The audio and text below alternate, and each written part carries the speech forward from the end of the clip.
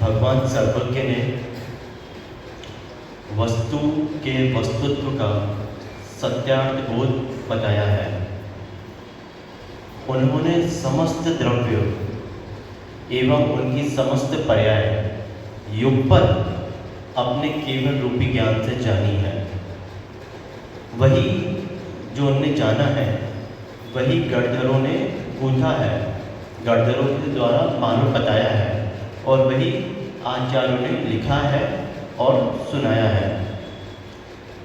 शुद्ध परंपरा के माध्यम से ही हमें सत्य का भान हुआ है। सारा जीवन विचारों पर ही आधारित है। जिस विचार से ही व्यक्ति शीर्ष की ओर जाता है, विचार से ही व्यक्ति का ह्रास होता है। समीचीन निर्णय बुद्धि विचार पे ही आधारित है। जिसका जितना विराट विचार होगा उसका व्यक्तित्व भी उतना विराट दिखाई देगा। जिसका व्यक्तित्व जितना छोटा उच्च होगा उसके विचार भी उतने ही उच्च और छोटे दिखाई देंगे। जीवन उन्हीं का महान बनता है जिनके विचार महान होते हैं। समीचीन विचार वाला व्यक्ति, विराट सोच वाला व्यक्ति शत्रु को भी एकांत से शत्रु नहीं मानता। वह शत्रु में भी अपना कुछ ना कुछ गुण देख ही लेता है। शत्रु में भी वह पुरुषार्थ खोजता है, शत्रु में भी वह मित्र को खोजता है। विराट और समीचीन सोच वाला व्यक्ति शत्रु में कर्म सिद्धांत देख लेता है, शत्रु में पुण्य पाप देख लेता है, लेकिन एकांत से शत्रु को कभी शत्रु नहीं मानता। इसीलिए अनेकांतिक दृष्टि को हासिल करिए। अनेकांत दृष्टि पंडित जी वही समझ पाएंगे जिनकी विराट सोच है, विराट और महान विचार है। छोटी सोच वाला व्यक्ति अगर भगवान के पास भी जाएगा तो भीख ही मांगेगा। या तो ये कहेगा मुझे सुख शांति की प्राप्त हो या मेरा कल्याण हो। विराट और समीचीन सोच वाला व्यक्ति भगवान के पास जाके भीख नहीं मांगेगा। वह भावना भाएगा कि हे भगवान, विश्व का कल्याण हो, प्राणी मात्र का कल्याण हो, हाँ सभी को सुख शांति मिले। कल माताओं ने एक बहुत बढ़िया नाटक भी करा था जहाँ पे बेटी बचाओ बेटी पढ़ाओ का उन्होंने संदेश दिया था। छोटी और संकीर्ण सोच वाला व्यक्ति बेटी को बोझ मानेगा, लेकिन वही विराट और महान सोच वाला व्यक्ति एक बेटी को अपने कुल और अपनी परंपरा, अपनी जाति का उद्धारक मानेगा। वह विचार करेगा कि अगर एक बेटी पढ़ गई तो आने वाली जाने कितनी पीढ़ियां पड़ जाएगी। अगर एक बेटी ने अगर अच्छे मार्ग पे चल गई या अच्छा हुआ तो वो जाने कितनों का उद्धार कर देगी। इसलिए पूरा जीवन व्यक्ति का विचारों पर आधारित है। पुण्य भी का विचार हो, पुण्य भी विचारों से, पाप भी विचारों से, बंध भी विचारों से, निर्जरा भी विचारों से, क्रोध का विचार हो चाहे क्षमा का विचार हो, मार्दव का विचार हो चाहे मान का विचार हो, मायाचारी का विचार हो चाहे आर्जव का विचार हो। लेकिन आचार्य भगवान कहते हैं जिससे ठंडा उसी से गरम। तो अब आप ही निर्णय कीजिए कि किस विचार को स्थान दें और किस विचार को हम स्थान ना दें। हे और उपाध्याय का ज्ञान जिसको होगा और जिसकी सोच बहुत विशाल और विराट होगी, वही इस धर्म के मार्ग को समझ पाएगा और आगे अपना कल्याण कर पाएगा। आपको मालूम है चारों गतियों के जीव में एक एक कसाई की मुख्यता होती है। चारों गतियों के जीव में विजय भैया एक एक कसाई की मुख्यता होती है। जो त्रियंच है उसमें मायाचारी, जो नारकी है उसमें क्रोध, जो देव है उसमें लोभ, और जो मनुष्य है उसमें मान। लेकिन मनुष्यों में भी अगर भेद करें तो माताओं में मायाचारी ज़्यादा देखी जाती है, तो पुरुषों में मान व्यवहार से ज़्यादा देखा जाता है। तत्वार्थ सूत्र में एक सूत्र आया है, माया तेरे द्योनश्य, मायाचारी से तिर्यंच गति का पंडित जी बंद होता है। इसलिए जिसको भी कुकर, सूकर, सौन, बिल्ली, हाँ, घोड़ा, गधा, इन पर्यायों को प्राप्त करना हो तो खूब मायाचारी करिए, बिल्कुल करिए, आपको अच्छी तिर्यंच पर्याय मिलेगी, सूकर की, कुकर की। और जिसको अपना कल्याण करना है तो ऋजु, मार्जव, सरलता भाव को धारण करिए। लेकिन मायाचारी तो ऐसा है, आचार्य उनको स्वामी कहते हैं, स्त्रियों में तो उनका स्वभाव है, बिना मायाचारी के तो हो ही नहीं सकता। वो स्त्री पराई क्या, मतलब ऐसा कहते हैं, दूध वाला तो दूध में पानी मिलाता है, लेकिन माताएं तो पानी में दूध मिलाते हैं। ऐसी कला है उनके पास। हाँ, कितनी मायाचारी है, मतलब सास की बहू से मायाचारी, बहू की सास से, प्रतिभा, सास की बहू से, बहू की सास से, और इन दोनों की अपनी सासू के बेटे से। घर का राशन अगर खत्म हो गया हो या घर का राशन बचा हो तो अरे वो राशन खत्म हो गया है, कल से खाना नहीं मिलेगा, सब्जी नहीं है, कल से कुछ नहीं मिलेगा। पता चला कि 1 हफ्ते का और रखा हुआ है अभी, लेकिन पूरा खत्म हो चुका है। अरे स्पष्ट बोलिए, क्लियर बोलिए कि भैया 7 दिन का और है, 10 दिन का और है, इसके बाद हम आपको वह वस्तु प्राप्त नहीं करा पाएंगे। लेकिन मायाचारी तो स्वभाव है। यहाँ तक कि मंदिर में भी मायाचारी। कैसी मंदिर में? मंदिर आए भगवान के दर्शन के लिए, लेकिन अब वो कथाएं होती ना, कितनी, 4 कथा की 5 कथा? 4। कौन कौन सी? हाँ पंडित जी, भी कथा है। कौन कौन सी? राजकथा, चोर कथा, भोजन कथा, स्त्री कथा। जिसमें स्त्री कथा तो मतलब भगवान के पास भी आए हैं, लेकिन वहाँ पे क्या कर रहे हैं? स्त्री कथा। अरे इसकी बहू देख, उसने क्या पहना है, अरे इसने क्या किया है, ये कैसी पूजा कर रही है, ये कैसे द्रव्य लाए। तो स्त्री कथा तो एक बहुत बड़ा विराट, जिसकी चर्चा करने बैठे तो पूरा दिन भी कम पड़ जाए। यहाँ तक कि मंदिर में तो मायाचारी, सत्संग में भी, घर से सत्संग की बोल के निकलते हैं हम, पुरुषों में भी घर से पता चला मंदिर की बोल के निकले, लेकिन सत्संग के नाम पे क्या, हाँ, किटी पार्टी वगैरह आदि हो जाती है। लेकिन घर पे अरे बिलौए में जा रहे हैं, एक पता चला पंडित जी वहाँ पे कुछ और ही चल रहा है। तो ये कि मायाचारी है कि नहीं है? मतलब जैसा है उसके विपरीत होना या उस रूप ना होना, मतलब इधर की उधर, उधर की इधर, ये मायाचारी के अंतर्गत ही आता है। एक प्रतिमान योग में एक कहानी भी आती है। एक माली होता है, उसके उपवन में पंडित जी एक ऐसा फल लगता है, बहुत ही अद्भुत, बहुत अनोखा।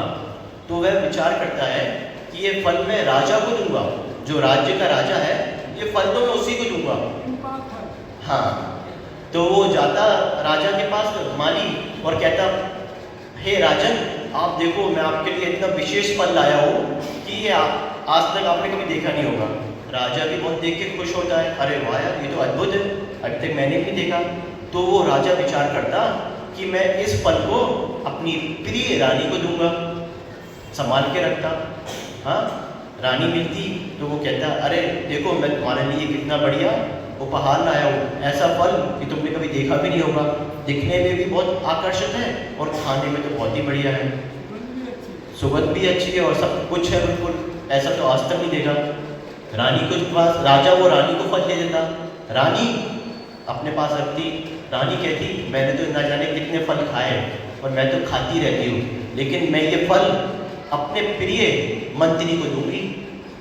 रानी का दिल, रानी का भाव मंत्री पाता है, तो वो उसने वो फल किसको दिया? मंत्री को।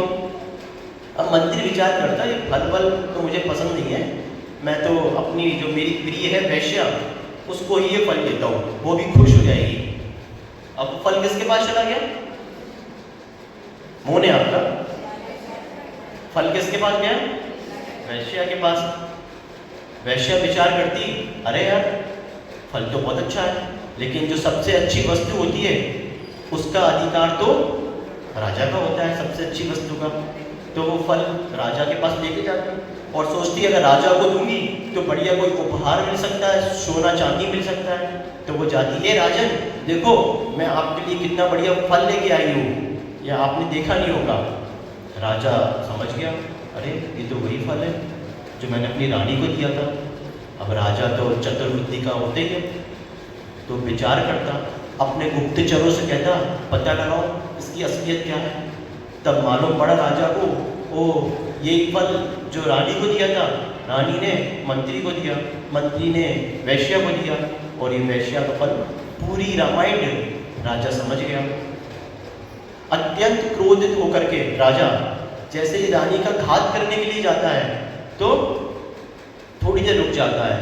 अपन ने पढ़ा ना भैया कसा आया है तो 48 मिनट रुक जाओ, क्योंकि समय निकल जाएगा, समीचीन बुद्धि को आ जाएगी, क्योंकि क्रोधित व्यक्ति के पास ना ही विवेक है ना बुद्धि है।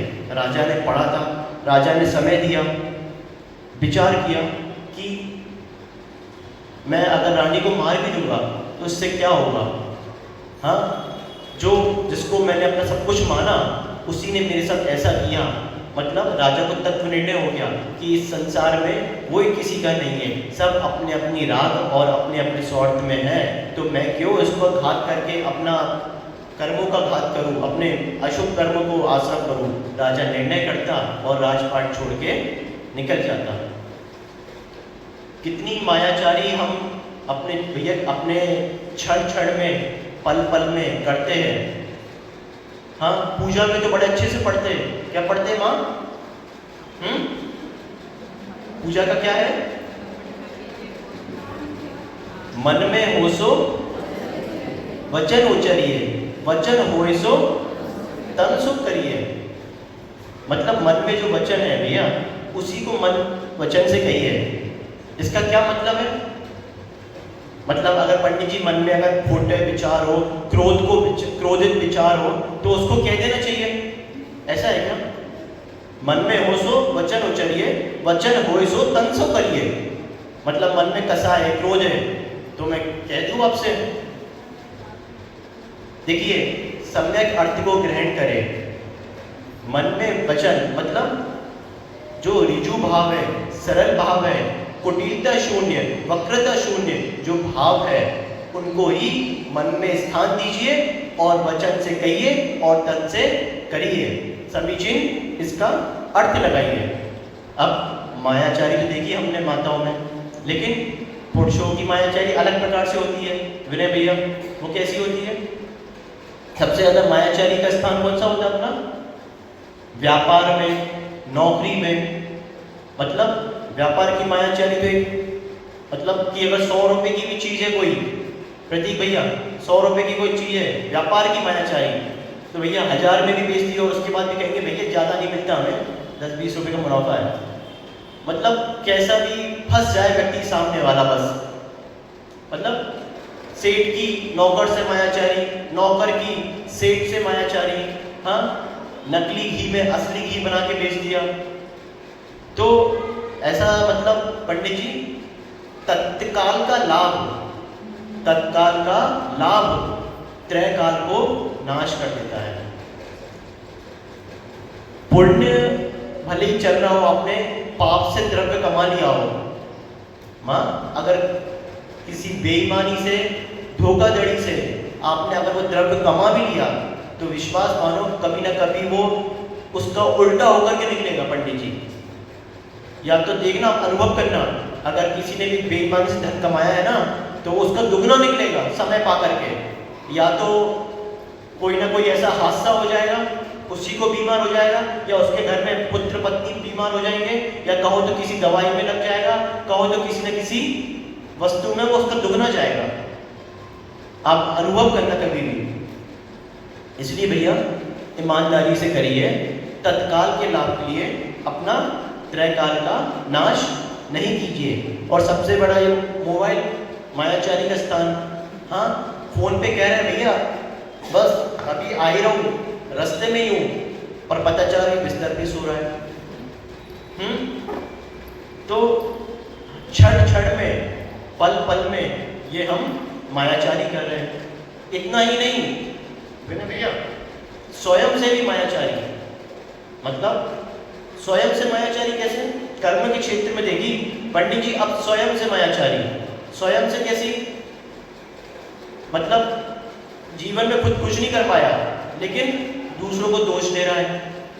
हाँ, खुद ने कभी पुरुषार्थ नहीं करा, खुद ने कभी भी मेहनत नहीं करी, लेकिन दूसरों को दोष दे रहा है। अरे यार मुझे बढ़िया गुरु नहीं मिले, हाँ मेरे भाई ने मेरे को धोखा दे दिया, हाँ मेरे को पिता ने कुछ नहीं सिखाया।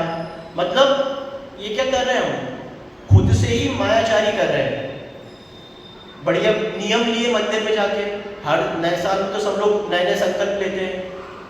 मुनि महाराज से नियम ले लिए, मंदिर में नियम ले लिए, लेकिन पता चला एक दो दिन अच्छे करे फिर तोड़ दिए। खुद से मायाचारी। नियम लिया कि भैया कल से सुबह 4-5 बजे उठूंगा, लेकिन पता चला 9 बजे तक सो रहे। ऐसा नहीं है क्या? तो ये क्या? खुद से ही मायाचारी। मतलब डॉक्टर ने बोला है भैया कि तुम्हें डायबिटीज हो तुम्हें, हाँ, या तुम दिल के पेशेंट हो, ज़्यादा तला तला खाओगे, ज़्यादा पराठे पूड़ी खाओगे तो 5 साल तो जी रहे हो, फिर पता चला 1 साल में निपट जाओगे। लेकिन इंद्रियों के इतने आ सकते हैं कि ना मीठा भी चाहिए और तला तला भी चाहिए। तो व्यक्ति कर्म में भी तो मायाचारी कर ही रहा है, धर्म के क्षेत्र में ही मायाचारी कर रहा है। और दोष किसको दे रहा है? अपने गुरु को, हाँ, अपने भाई को, दूसरों को दोष दे रहा है। एक बहुत बड़ा वैज्ञानिक था, उसका नाम था स्टीफन हॉकिंग। उसके ना हाथ थे ना पैर थे और कुछ भी नहीं था उसका, मतलब सिर्फ ना कभी नहीं चल पाया व्हील चेयर से अपनी, लेकिन वो इस सदी का सबसे बड़ा वैज्ञानिक कहलाया, कुछ ना होने के बाद भी। व्यक्ति जब पुरुषार्थ नहीं कर पाता, प्रमाद के वश अपना जीवन बिगाड़ लेता है, लेकिन दोष दूसरों को देता है। ये क्या है? खुद से ही मायाचारी है। कर्म का, पंडित जी कर्म का जो बंध है वो तो हम हंस हंस के करते हैं, लेकिन कर्म का विपाक रुला देता है। अब धर्म के क्षेत्र में भी मायाचारी। धर्म के क्षेत्र में कैसी मायाचारी? लाखों करोड़ों की बोली तो ले ली, मान के वश लाखों करोड़ों की बोली ले ली, लेकिन उसको पैसों को दे ही नहीं रहे। तो ये क्या है? मायाचारी। हाँ, निर्माल्य का सेवन कर रहे हैं, मंदिरों के बड़े बड़े पद लेकर के बैठे, लेकिन मंदिरों की कोई वही नहीं कर रहे जो उनका उत्तरदायित्व है। ये क्या है? धर्म के क्षेत्र मायाचारी। आचार्य भगवान कह रहे हैं, क्या कह रहे हैं? अन्य क्षेत्र कृतम पापम, अन्य क्षेत्र कृतम पापम पुण्य क्षेत्र विनश्यति, पुण्य क्षेत्र कृतम पापम वज्रलेपो भविष्यति। तो भैया कम से कम धर्म के क्षेत्र में तो हम मायाचारी मैंने भैया ना करें। एक कौवा है ना, कौवा, वो हम लोगों से, आप लोगों से ज़्यादा श्रेष्ठ है। प्रतीक भैया, एक कौवा ज़्यादा श्रेष्ठ है। पूछो क्यों? क्योंकि वो दिखता भी काला है, हाँ, उसकी चोंच भी काली, उसकी आवाज़ भी एकदम कर्कश, पंख भी काले, लेकिन हम तो उस बगुले के समान हैं। कैसे? एक विशाल सरोवर में पंडित जी एक बगुला था, बीचों बीच श्री राम लक्ष्मण आए। लक्ष्मण कहते भैया देखो सरोवर में क्या बगुला खड़ा है, बिल्कुल उष्टांग आसन से एक टांग पे जैसे आपको नमस्कार कर रहा है। श्री राम कहते हैं अनुज रुको, कभी भी शीघ्र निर्णय या उतावले मत हुआ करो, थोड़ा देखो। जैसे देखते बगले को शांत खड़ा था जो, और जैसी मछली आई और लक्ष्मण समझ रहे थे कि वो नमस्कार कर रहे हैं श्री राम को, तो हम भी उस बगुले के भांति जी रहे भैया, जो दिख तो बहुत अच्छे रहे हैं लेकिन मन में उद्देश्य क्या है, उस बगुले की तरह ही। हमसे बढ़िया तो वो गिरगिट है, जहां जाता है कम से कम वहां तो अपना रंग वैसा कर लेता है, लेकिन हम जाने कहां कहां अपने कैसे कैसे रंग दिखाते। माता जी की एक कोई सी माता जी थी, वो अपनी उसमें कह रही थी प्रवचन में कि आजकल तो समझ में ही नहीं आता, 70-80 साल के भी काले बाल दिख रहे हैं, 85 साल के हो गए तब भी बढ़िया दांत और चेहरे दिख रहे हैं। इसका रहस्य क्या है मेरा भैया? 80 साल के हो गए, 70 साल के हो गए, लेकिन बाल अभी भी काले दिख रहे हैं। तो मतलब आप अपने आप को भी नहीं स्वीकार पा रहे। अरे जैसे हो वैसे अपने आप को स्वीकारो, जो मन में है वो वचन और तन में दिखे। क्यों किस जरा सी मायाचारी के चक्कर में भैया अपना धर्म का नाश कर रहे हो? जीवन एक मिश्री की तरह होना चाहिए, जो अंदर से भी मीठी और बाहर से भी जैसी है वैसी। जलेबी की तरह नहीं पड़नी चाहिए। एक जलेबी जो होती है वो क्या मीठी होती है? जलेबी मीठी होती है क्या? अगर माँ जलेबी मीठी होती है? अगर चाशनी का सहयोग ना मिले तो क्या जलेबी मीठी होगी? और मिश्री ठोस। कुछ लोग का जीवन तो बहुत सीधा होता है और कुछ लोग जलेबी की तरह सीधे होते हैं। तो हम लोग ऐसा नहीं है कि जलेबी की तरह सीधे हैं। ना जाने अपना थोड़ा बहुत रुतबा रौ स्टेटस दिखाने के लिए कितनी मायाचारी करते हैं हम, तत्काल के लाभ के लिए कितना बड़ा अपना नुकसान कर बैठते हैं। प्रतिमान योग में एक कहानी भी आती है, दगा किसी का सगा नहीं, ना मानो तो करके देख लो। एक पंडित जी कहानी आती है दत्तक पुत्र की, उसमें माँ का पुत्र नहीं होता, सालों सालों बीत जाते हैं, तो वह एक पुत्र को गोद ले लेती है। लेकिन समय बीतता है कुछ तो उसका पुत्र हो जाता है, तो वो जो पुत्र हो जाता है वो भी बड़ा होने लगता है। तो माँ को विकल्प आता है कि कहीं ऐसा तो नहीं तो जो मेरा दत्तक पुत्र है वो कहीं मेरे पुत्र को मार दे या पूरी संपत्ति ले ले। तो वो विचार करती अब मेरा पुत्र तो हो ही चुका है, तो ये दत्तक पुत्र को क्यों ना मैं हटा दूं, रास्ते से हटा दूं, जिससे मेरे पुत्र को ही सब कुछ मिले, संपत्ति प्यार धन सब कुछ। तो वो एक मतलब एक भाड़ वाले के पास जाती जो चने सेकते भाड़ वाले, और उसके पास जाके कहती कि मेरा पुत्र आएगा और तुझे मैं पैसे दे रही हूँ, जैसे ही वो पुत्र चने सिखवाने के लिए आए तू उसको भाड़ में झोंक देना। उसने अपने दत्तक पुत्र को मारने का तक विचार कर लिया और यहाँ तक कि पैसे तक दिया कि भैया पुत्र आएगा चने लेकर के, इसको मार देना। दत्तक पुत्र को चने देती और कहती जा इसको सिखवा के लिया। लेकिन रास्ते में छोटा भाई मिल जाता, कहता भैया भैया कहाँ जा रहे हो? भैया कहते चना सिखवाने। तो भैया क्या से चने लेके? कहता मैं सिखवा के लाऊंगा। छोटा भाई चले जाता, भैया क्यों चले जाओ। अब जैसे वो भाड़ वाले के पास चने सिखवाने गया, उस भाड़ वाले ने उसको ही अंगारे में झोंक दिया। अब जब बड़ा बेटा लौटते हुए वापस आया तो माँ चिल्लाई तू वापस आ गया, चने कहाँ है? तो वो कहता अरे छोटा भाई मुझसे कहने लगा मैं सिखवा के लाऊंगा, वो माना नहीं, वो चला गया। माँ चीख पड़ी, दौड़ते दौड़ते दौड़ते वो भाड़ वाले के पास गई और कहती मेरा बेटा कहाँ है? वो कहता कौन सा बेटा? तूने तो मुझे पैसे दिए थे और कहा था इसको भाड़ में झोंक देना, इसके प्राणों को ले लेना।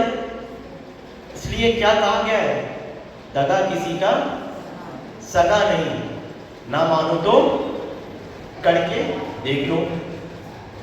इसलिए योग की, पंडित जी, योग की वक्रता, कुटिलता, छल, कपट जब भी इनके भाव आए तो समझना कि मेरे स्वभाव नहीं, ये मायाचारी है। जैसे को तैसा नहीं कहना। आज तक वैसे आदत होती है, जब तक अच्छा नमक मिर्ची नहीं लगा लो, 2 की 4 नहीं लगा लो, 4 की 8 नहीं लगा लो। सीधी सीधी बात, पछती कहाँ है? जिसकी नियत में खोट है वह कभी भी उन्नति को प्राप्त नहीं कर सकता। जिसकी नियत में खोट है, ना वो धर्म के क्षेत्र में, ना वो कर्म के क्षेत्र में, यहाँ तक कि जितनी भी तपस्या, साधना, त्याग, तप मायाचारी का व्यर्थ है। अगर वो भगवान की माला भी फेर रहा होगा या सामायिक भी कर रहा होगा तो उसके मन में कोई ना कोई माया के भाव भी चल रहे होंगे। किसका हानि कर दूं, किसका अपना लाभ कैसे करूं, न जाने कितने संकल्प और विकल्प में मायावी व्यक्ति जीता है। इसलिए भैया इस माया भाव को छोड़ करके ऋजु भाव को अपनाएं। विनय भैया, विजय भैया, जले पे नमक तो हमने ना जाने अनादिकाल से डाला है। जले पे नमक अनादिकाल से डाला है। कम से कम भैया अब जले पे पानी डालना सीख ले। और अगर इतना भी नहीं कर पाए तो कम से कम भैया मध्यस्थ रहे। किसी का अच्छा नहीं कर सकते तो कम से कम उसका बुरा तो ना सोचे, क्योंकि आपके बुरे सोचने से उसका बुरा तो नहीं होगा, लेकिन उसी क्षण से आपका बुरा होना प्रारंभ हो जाएगा। अपनी मन वचन काया की चंचलता को समझे, मन वचन काया के जो खोटे परिणाम हैं उनको समझे।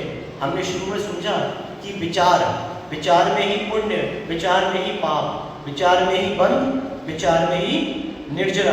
कुंद आचार्य ने भी नियम सार में कहा है। क्या कहा है? ऋजु भावा आर्जवा। जो ऋजु भाव है वही आर्जव है। इसलिए अपने वक्र परिणाम, अपनी कुटिलता जो आपके मन में चल रही है दूसरों को हानि पहुंचाने के लिए, कम से कम भैया उसको त्यागे और अपनी आत्मा पर दया करे। अपने स्वरूप को समझे, स्वभाव को समझे। ये क्षमा, मार्दव, आर्जव ये स्वभाव है। हमारे आत्मा इन्हीं से ही शीर्ष पे जा पाएगी। और क्रोध, मान, माया, लोभ ये विभाव है। जिसका नियत खराब है उसकी नियति भी खराब है, और जिसकी नियत अच्छी है उसकी नियति भी अच्छी है। इसलिए कर्म बंध को भी समझे, कर्म विपाक को भी समझे। पंडित जी, कर्म बंध और कर्म विपाक क्या होता है? कर्म बंध के समय तो हम हंस लेते हैं, किसी को बुरा कह दिया, किसी को मार दिया, किसी का अपमान कर दिया, हाँ मायाचारी करी, उस समय तो बहुत अच्छा लगता है। लेकिन जब उन्हीं कर्म का विपाक या फल हमको मिलता है तो लगता है कि भैया, हाँ पूछो माँ सीता से, अपन को क्या लगता है? ओहो, श्री कृष्ण और श्री राम ने उनको जंगल में छुड़वा दिया। लेकिन कर्म विपाक में तो आप कह रहे हो अरे इसके साथ बुरा हो गया। क्या आपने कभी विचार किया माँ, कर्म का बंध के समय क्या हुआ था? उस समय तो कौन सा कर्म बंध था? सीता को जंगल जाना पड़ा, कौन सा कर्म बंद किया था?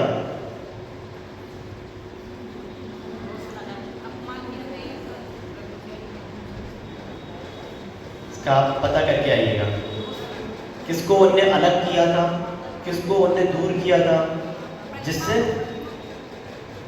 प्रतिमा तो किसी और ने छुड़ाई थी। प्रतिमा किसने छुपाई थी? जो हनुमान जी की अंजना, उन्होंने थोड़ी देर के लिए प्रतिमा को छुपा दी थी। लेकिन अपन क्या समझते थे? ओहो, पवन अंजना, पवन ने कितने वर्ष तक अंजना को देखा था? नहीं, 22 वर्ष तक देखा नहीं। अब जो अज्ञानी होगा वो कहेगा अरे इतना बड़ा पाप पवन ने करा। लेकिन भैया कर्म सिद्धांत वाला व्यक्ति, कर्म पद जो जानता है कर्म सिद्धांत को, तो वो यही कहेगा कि माँ उस अंजना ने भी दूसरों को आवरण डाला था, सच्चे देव शंकर भगवान की प्रतिमा को छुपा दिया था, इसलिए अब वही खुद को फल के रूप में मिला। इसलिए कर्म बंद तो हंस के कर लेते हैं, लेकिन कर्म का विपाक के समय हम रोते हैं। इसलिए धर्म के क्षेत्र की मायाचारी, कर्म के क्षेत्र की मायाचारी, और कम से कम पंडित जी स्वयं से तो मायाचारी ना करें, और अगर मायाचारी कर भी रहे मान लिया तो कम से कम उसका आलोचना, प्रतिक्रमण, प्रत्याख्यान करके अपने पे दया करें, अपने गुरु आदि से प्रायश्चित लें, इस मार्जव भाव को समझें। हाँ, इसी की परिणामों की वक्रता, कुटिलता ने ही हमको अनादिकाल से भटका रहे हैं, ना जाने हम कब तक भटकते रहेंगे। इस मार्जव ग्रंथ को समझें, अपने योग को स्थिर करें, योगों की चंचलता, योगों की जो अपनी जो खोटी दृष्टि है, खोटी नियत है, इनको बदलिए, विचार को बदलिए, जिससे ठंडा उसी से गर्म, जिससे भाव में कुटिलता कसाई आ रही है उसी आर्जव के भाव से मृदुलता और सरलता को स्थान दे। विचारों पर ही मोक्ष है, विचारों पर ही नरक है। इसलिए इस आर्जव भाव को समझे और जैसे है, जो तन मन में है वही वचन करिए और वही तन से करिए। जय बोलिए उत्तम आर्जव धर्म की जय।